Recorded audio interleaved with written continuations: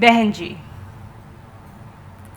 Half of the women here are worried, or have been worried at some point of their lives, of being associated with that tag. For those not in the know, Behenji is a common Hindi word meaning sister, but more commonly used to imply that you're so unattractive, you cannot be any more than a sister. In itself, it's not a bad word, but the connotation it is used with is unattractive. With time, a sense of lack of modernity has also come to be associated with it. Someone who cannot fit in with the latest and the trendiest. So, in a sense, to fit in, one needs to be modern and attractive. Now, what is the benchmark of modern attractiveness? Let's look back. Let's look at the Industrial Revolution. With it came a standardization of dress sizes as clothes started being produced in factories. A complete erosion of personalized dress sizing by the local tailor gave way to sizes small, medium, large, or an 8, 10, 14, and so on. Now, this not only standardized sizes, but standardized comparisons as well. Women were more acutely aware of their relative sizes. Small, medium, large. Add to it that hyper-commercialization added an extra small or a size 0 to it. With every new season, there were thinner and thinner models dominating runways, magazine advertisements, and campaigns. Now, we humans are very visual creatures. If you're exposed to a certain image tied to a certain concept over a period of time, that image becomes our new normal. A good example of this is how through the use of media over the last few decades, we have come to accept that the benchmark of beauty is a waifishly thin, yet somehow an hourglass body. We have come to accept that those deep collarbones, the thigh gap, the slender calves are all attainable all at once. Add to it that this image is tied with rich, good, happy, and it becomes an ideal, the gold standard of human appearance.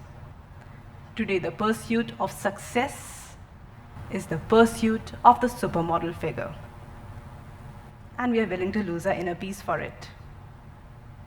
You might actually be healthy in the traditional sense of the word, but much like Behenji, even the word healthy hasn't been spared the weight of serving as a politer term for fat.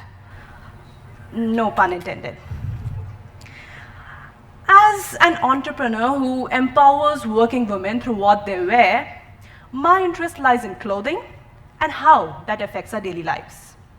So clothes and the meanings associated with them, like successful or mediocre, attractive or unattractive, professional or sloppy, these words choose what we decide to wear or what we decide not to wear. So every morning, when you're standing in front of your wardrobe and you pick out what to wear, you decide based on what you do not want to look like on that day.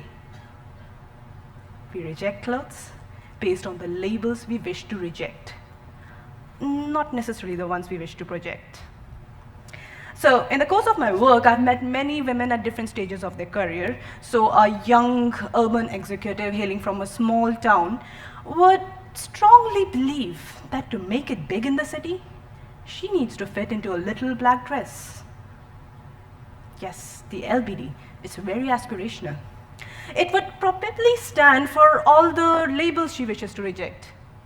Maybe ones like Behenji. Or a mid to senior level officer would appropriate masculine elements into her clothing by wearing pantsuits so as to be taken more seriously. So everyone in different ways is trying to fit in by wearing clothes that we believe have meanings associated with them. Now these meanings that we think our clothes have are actually ascribed to them by popular culture. And popular culture, that's fed by media. Media? that's largely governed by what fashion houses want to sell across the globe. So whether you're lean or curvy, high metabolic rate or low, heavier on bust or bottom, we all end up wearing the same clothes that are standardized in sizes and styles across the world, from Bay Area to Mumbai. The same. Does that make sense even in theory?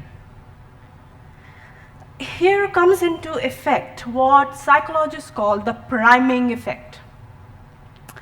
It basically talks about how we imbibe in us the stereotypes that we frequently come across. So when you're wearing clothes that you have seen in one form or another on a supermodel across the globe, we start associating those clothes with an ideal body type. And when we wear those clothes, the look of the garment on our body, it falls short from what we were promised on the billboard. What you're buying is fashion, not clothing. The fashion industry largely does not want to be associated with normal bodies. By associating their clothes only with the gold standard of human appearance, the fashion industry visually reinforces the need to be relevant, thereby generating lifelong customers who will keep buying to keep up. The fashion industry is a $3 trillion industry. And it reached there by generating very strong ideal conditions for such numbers. But the health of the industry, that comes at the cost of our own monetary and mental well-being. The more we buy, the stronger our inner dissonance gets. We will inevitably end up making the comparison that our body is just not the right size. Too fat there, not fill out enough there. Whether we follow fashion or have a total disregard for it, the fashion industry is surreptitiously working to make you believe that your body is just not the right size. It still needs working upon. For anyone who believes, and we know many people like this, so anyone who believes that paying attention to what we wear is a frivolous pursuit, I want you to consider something. Imagine not being satisfied with the way you look every day of the week, then the months, then years. Right now you're sitting out there with your dissatisfactions. It's your companion. And before you know it, it will be you. Let me share a simple story.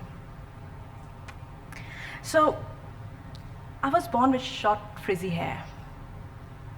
And I was led to believe that it was a bad version of my father's straight hair and not really my mother's curls. It was a given. I never questioned it because it was reinforced time and again by the people around me. But I hated my hair. I agonized over them. They were frizzy, unmanageable, a bird's nest over my head. I was literally at war with them, rebonding, straightening, you name it. I would have tried it. No permanent solutions, of course, so I started tying them up. Tight ponytails. For 20 years, I tied my hair up without questioning. It took me 20 years to figure out that I actually had just different sort of curls, not necessarily straight hair. And that is conditioning for you. No one will tell you this, no one, because it is an industry that feeds off on our insecurities. And it's not just a few women. I believe most of the women out there are tying themselves up, literally or metaphorically. Because we have been through decades and decades of conditioning, it takes some powerful tools to undo their effect. Here I suggest some.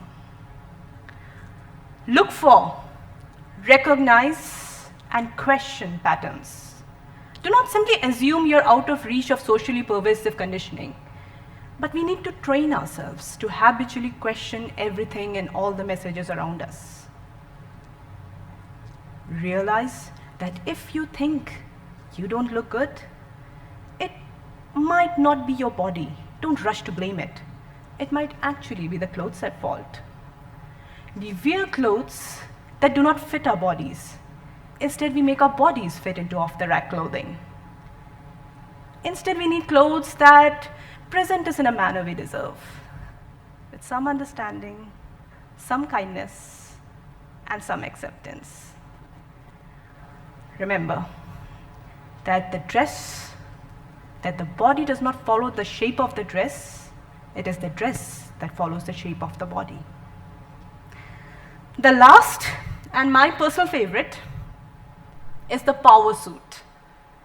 No, it's not those heavy shoulder-padded jackets a la Hillary Clinton. Instead, the power suit is a non-specific item. It can be any color, any style. It doesn't even need to be on trend at the moment. Instead, the power suit is something that brings out the most fulfilled version of you because of the power it wields over your inner self. By working around your body, making it look good, and making you feel even better. That is your power suit. And if you don't already have a garment in mind when you hear this, it's not difficult to make this concept work for you. Just start at what is almost always in the washing machine at the end of the week.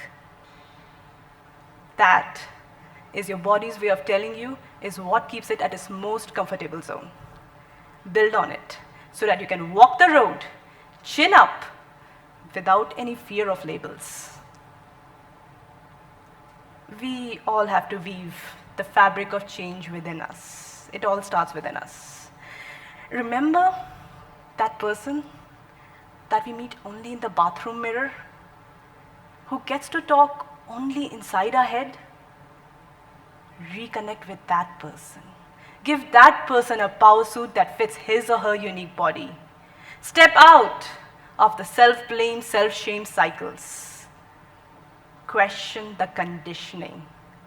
The day we achieve that day we set ourselves free.